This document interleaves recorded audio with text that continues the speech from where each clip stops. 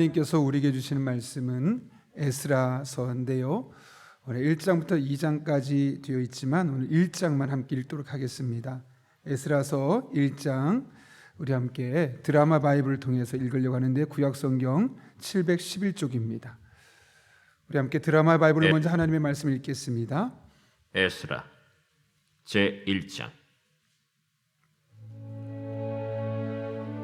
바사왕 고레스 원년에 여호와께서 예레미야의 입을 통하여 하신 말씀을 이루게 하시려고 바사왕 고레스의 마음을 감동시키시매 그가 온 나라에 공포도 하고 조서도 내려 이르되, 바사왕 고레스는 말하노니 하늘의 하나님 여호와께서 세상 모든 나라를 내게 주셨고 나에게 명령하사 유다 예루살렘의 성전을 건축하라 하셨나니 이스라엘의 하나님은 참 신이시라.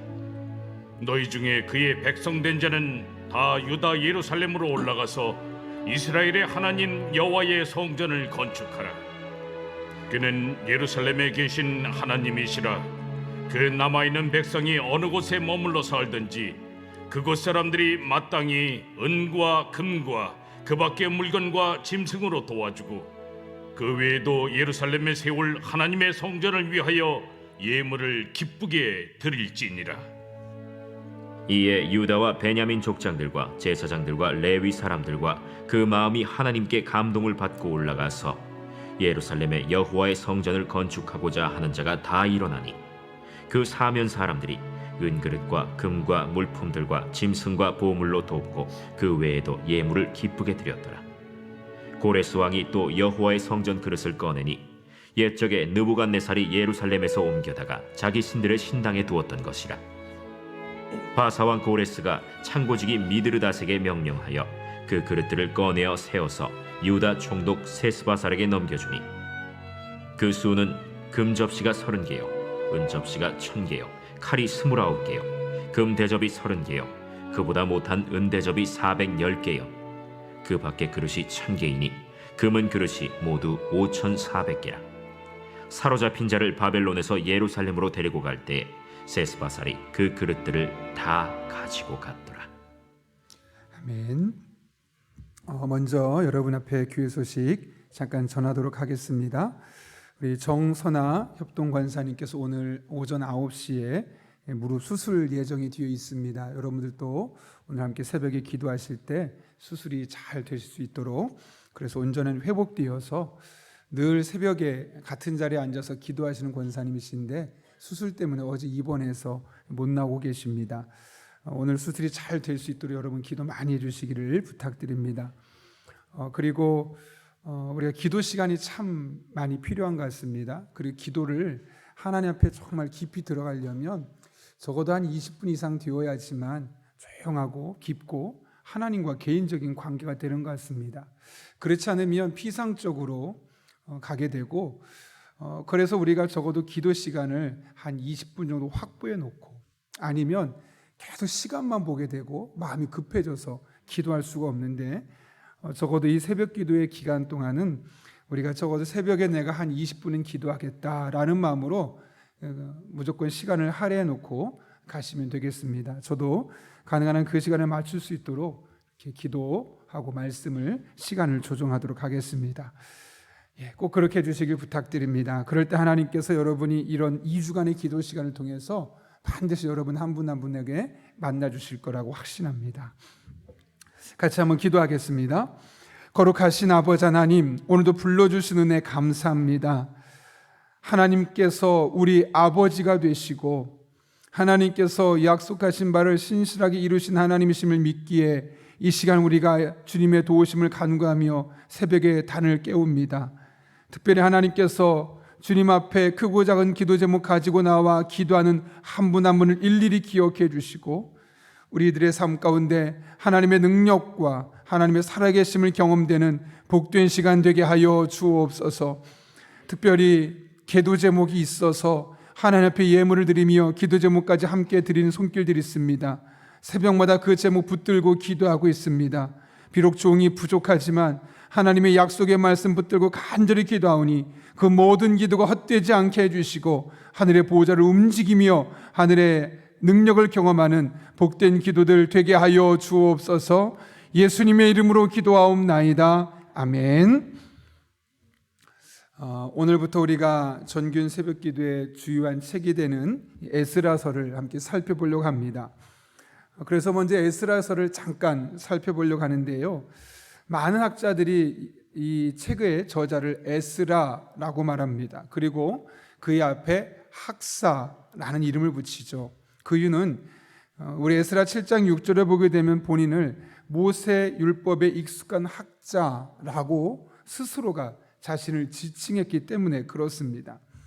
따라서 우리는 이 책의 저자가 에스라라는 사실을 분명히 알 수 있고, 그 에스라는 하나님의 말씀, 특별히 하나님의 말씀도 구약 성경 중에 모세 율법인 이 모세 오경의 말씀에 정통한 학자였음을 알 수 있는 것이죠.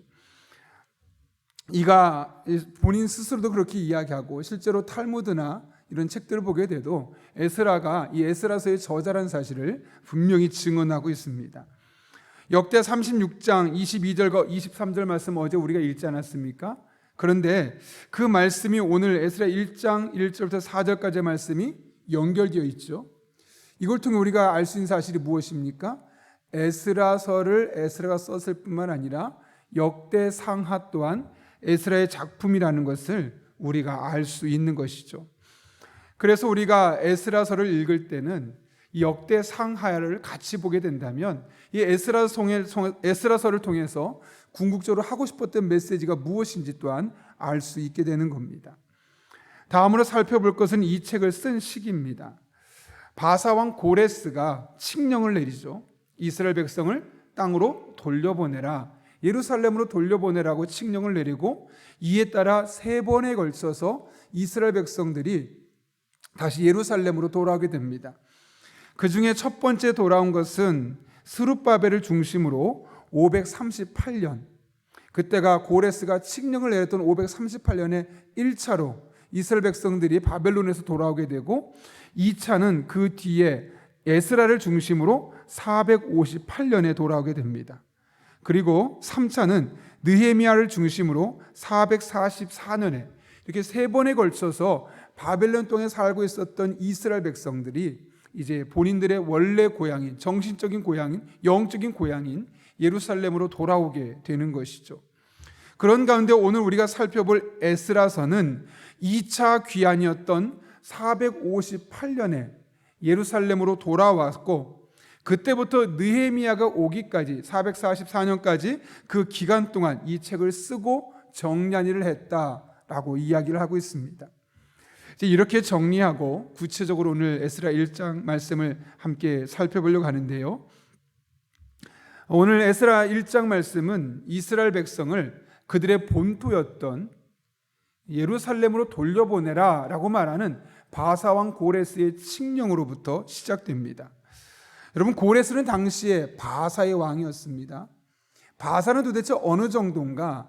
그 바로 전에 가장 강력했던 나라였던 바벨론을 쉽게 무찔렀던, 오늘날을 말하면 군사력 1위로 볼 수 있는, 거의 미국과 맞먹을 정도의 군사력을 가지고 있었던 세계 최강의 국가였습니다. 그리고 바로 그런 나라의 왕이 고레스였고, 이스라엘 백성들은 그런 고레스의 관심에 전혀 해당되지 않는, 왜냐하면 그 당시 고레스가 엄청나게 많은 나라들을 점령했고, 또 그 중에는 그 전에 바벨론이 먼저 점령했던 사람들이 있었기 때문에 사실 이스라엘 백성들은 그 당시 고레스에게 별 존재감이 없었던 사람들입니다. 그런데 오늘 본문을 보게 되면 그 고레스가 아무런 존재감이 없었던 이스라엘 백성들을 그들의 땅으로 돌려보내라고 말하는 조서를 내렸다고 합니다. 어떻게 이런 일이 가능할 수 있었을까? 늘 관심 대상이었고, 그들을 너무나 사랑했고, 그들을 축복하고 싶었기 때문이 아니었습니다.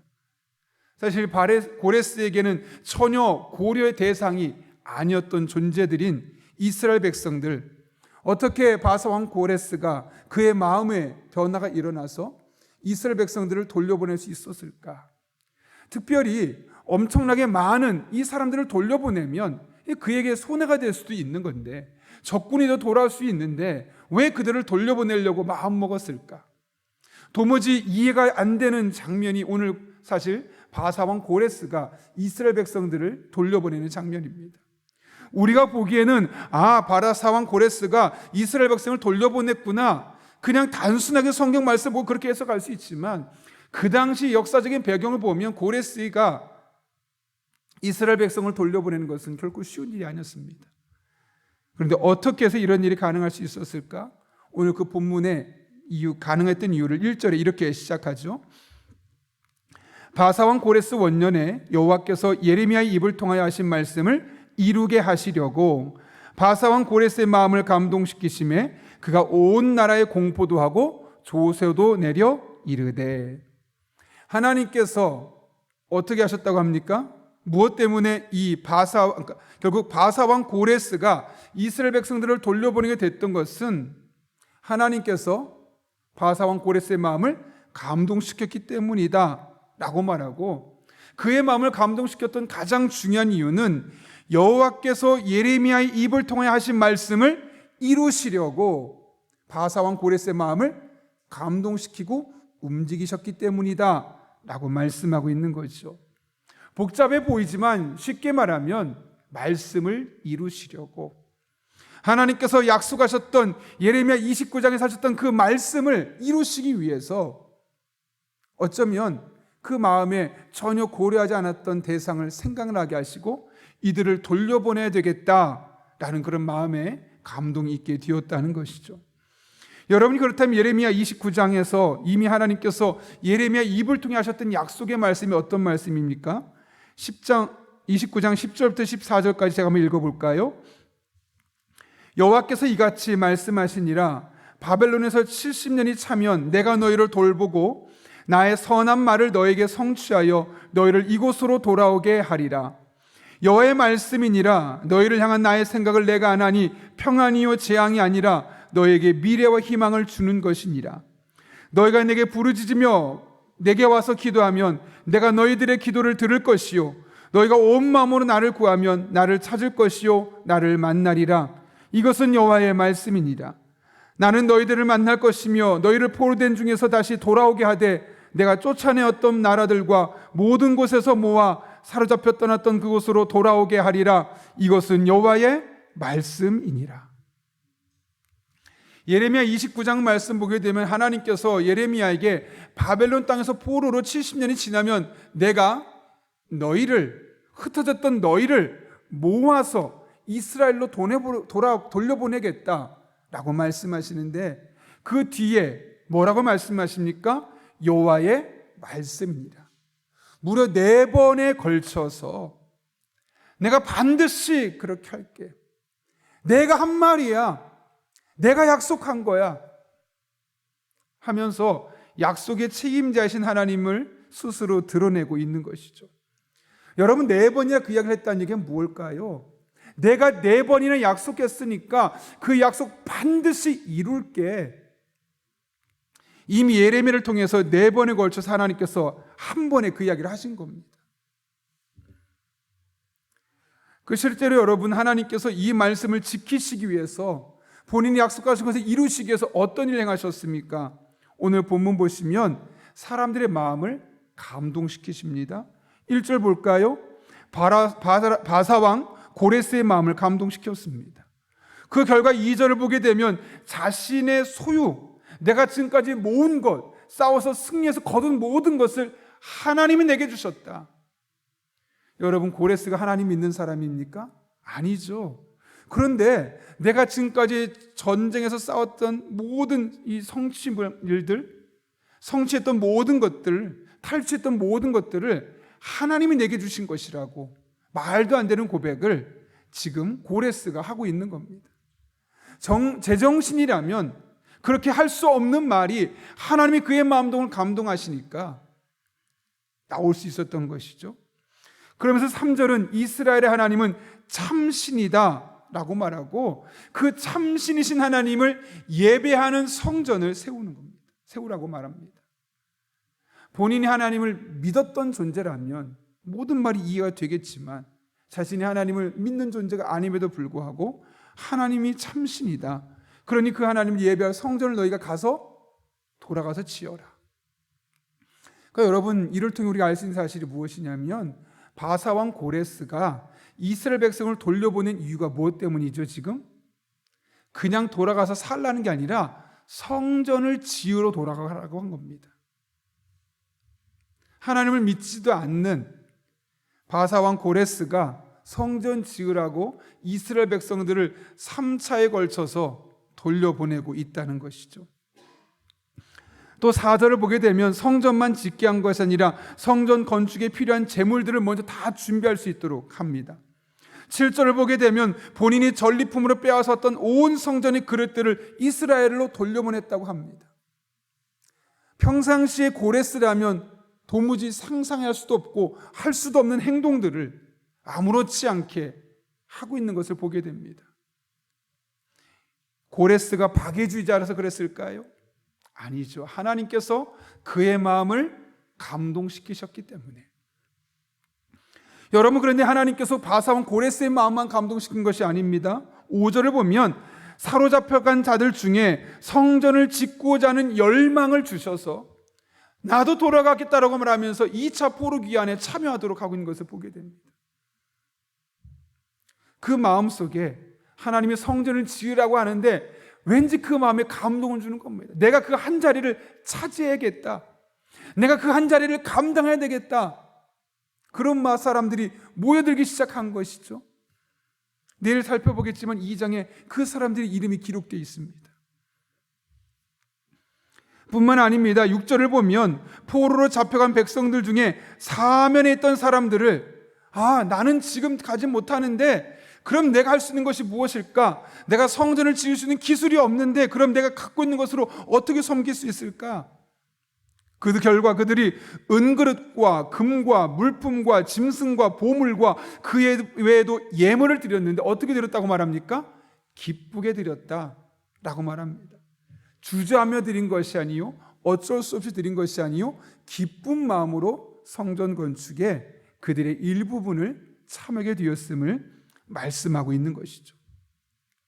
하나님께서 70년 전에, 얼마 전도 아니고 70년 전에 하셨던 약속을 이루시기 위해서 바사왕 고레스의 마음을 감동시키고 사로잡혔던 사람들의 마음속에 성전을 짓고자 하는 열망을 통해 감동시키시고 포로로 잡혀가서 성전 건축에 큰 역할을 할 수 없었던 사람들의 마음 또한 감동시켜서 그들이 할 수 있는 것, 은그릇과 은과 금과 짐승들과 보물과 예물로 기쁘게 드릴 수 있게 해주셔서 그 성전 건축이 잘 이루어질 수 있도록 하시는 것을 보게 되는 것이죠.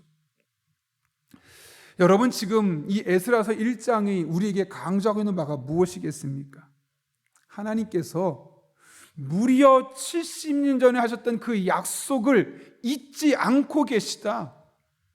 그리고 그 약속을 이루시기 위해서 사람들이 보기에는 전혀 불가능한 방법인 고레스의 마음까지도 움직여서 그 약속을 이루시고 계시다. 지금 그 사실을 우리에게 강조하고 보여주고 있는 것 아니겠습니까? 사실 사람의 기억력에는 한계가 있습니다. 그래서 시간이 지나면 잊어버리죠. 그러나 하나님은 다 기억하십니다. 특별히 본인께서 약속하신 모든 것은 기억하시고 그 약속하신 바를 반드시 이루신 하나님이심을 성경은 우리에게 말씀하고 있는 겁니다. 사람의 능력에는 한계가 있습니다. 그래서 잠깐 감동을 줄 수 있을지언정 사람을 근본적으로 변화시키고 그 사람의 마음을 온전히 움직일 수 있기는 결코 쉽지 않습니다. 그러나 하나님이 마음 먹으면 바꾸지 못할 사람이 없습니다. 하나님이 마음 먹으면 아무리 움직이지 않을 것 같은 사람도 움직일 수 있다는 사실, 그리고 이 모든 것은 하나님이 약속하신 것을 지키시기 위해서 얼마나 열심으로 일하고 계신 분이심을 우리에게 이야기하고 있는 것이죠. 여러분, 하나님께서 약속하신 바를 반드시 이루신다는 사실을 믿으십니까? 오늘 에스라서 1장의 말씀을 통해 하나님께서 분명히 우리에게 이야기하고 있는 겁니다. 나 70년 전 했던 그 약속 결코 잊지 않고 있다. 내가 너희들에게 했던 약속은 사람들은 약속하고 잊어버릴지언정 나는 절대로 잊어버리지 않고 그 약속이 반드시 결과로 나타나도록 일하는 하나님이다. 그 사실을 보여주기 위해서 고레스의 마음을 감동시키시고 수많은 사람의 마음을 감동시켜서 이 일을 이루시고 있는 것을 말씀하고 있는 것이죠.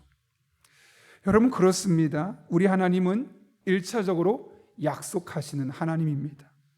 그리고 하나님은 그 약속하신 것을 반드시 지키시고야 마는 하나님이십니다. 최근에 참 여러 가지 일들이 많이 생기더라고요. 저희 부모님도 어려운 일이 생기고 또 장인어른도 어려운 일이 생기고 갑작스럽게 양가 부모님이 다 코로나가 확진이 되고 뭐 이런 일이 생기는 겁니다. 머리가 많이 복잡하더라고요.